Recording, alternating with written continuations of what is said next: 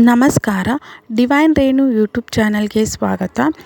ಈ ವರ್ಷ ಬೀದರ್ ಗುಂಪಾ ಆಯುರ್ವೇದಿಕ್ ಕಾಲೇಜ್ ಹತ್ರ ಕೂಡಿಸಿರುವಂತಹ ಗಣೇಶನ ವಿಗ್ರಹನ ನಿಮ್ಮ ಜೊತೆ ಶೇರ್ ಮಾಡ್ತಾ ಇದ್ದೀನಿ. ಎದುರುಗಡೆ ನಂದಿ ವಿಗ್ರಹನ ಕೂಡಿಸಿದ್ದಾರೆ. ಕೆಳಗಡೆ ಆರ್ಟಿಫಿಷಿಯಲ್ ಫ್ಲವರ್ಸ್ ಹಾಕಿದ್ದಾರೆ. ಅದ್ರ ಮೇಲ್ಗಡೆ ಗ್ಲಾಸು, ಅದ್ರ ಮೇಲ್ಗಡೆನೇ ನಂದಿ ವಿಗ್ರಹ ಇರೋದು. ಇದು ಬಂದ್ಬಿಟ್ಟು ಮಂಟಪದ ಎರಡೂ ಕಡೆಯಲ್ಲಿಯೂ ಕೂಡ ಆನೆ ವಿಗ್ರಹ ಇದೆ. ಮಧ್ಯದಲ್ಲಿ ಫ್ಲವರ್ ಡೆಕೋರೇಷನ್ ಮಾಡಿದ್ದಾರೆ. ಇದು ಬಂದ್ಬಿಟ್ಟು ವಾಕ್ ಥ್ರೂ ಅಂತ. ಇದು ತುಂಬ ಚೆನ್ನಾಗಿ ಅರೇಂಜ್ ಮಾಡಿದ್ದಾರೆ. ವಾಕ್ ಥ್ರೂ ಅಂತೂ ತುಂಬ ಡಿಫ್ರೆಂಟ್ ಆಗಿತ್ತು ನೋಡೋದಕ್ಕೂ. ಹಾಗೆಯೇ ಅದ್ರ ಮೇಲೆ ನಡೆದ್ರೂ ಕೂಡ ಒಂದು ಒಳ್ಳೆ ಫೀಲ್ ಕೊಡ್ತಾ ಇತ್ತು.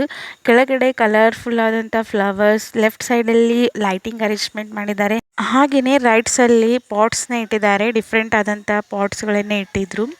ಇದು ಬಂದ್ಬಿಟ್ಟು ಗಣೇಶನ ವಿಗ್ರಹ. ಗಣೇಶನ ವಿಗ್ರಹದ ಮೇಲ್ಗಡೆನೂ ಕೂಡ ಅಷ್ಟೇ ಸಿಂಪಲ್ ಆಗಿ ತುಂಬ ಚೆನ್ನಾಗಿ ಡೆಕೋರೇಷನ್ನ ಮಾಡಿದ್ರು. ಅದರ ಮೇಲೆ ಝೂಮರ್ ಕೂಡ 4 ಥರದ ಝೂಮರ್ನ ಹಾಕಿದ್ರು.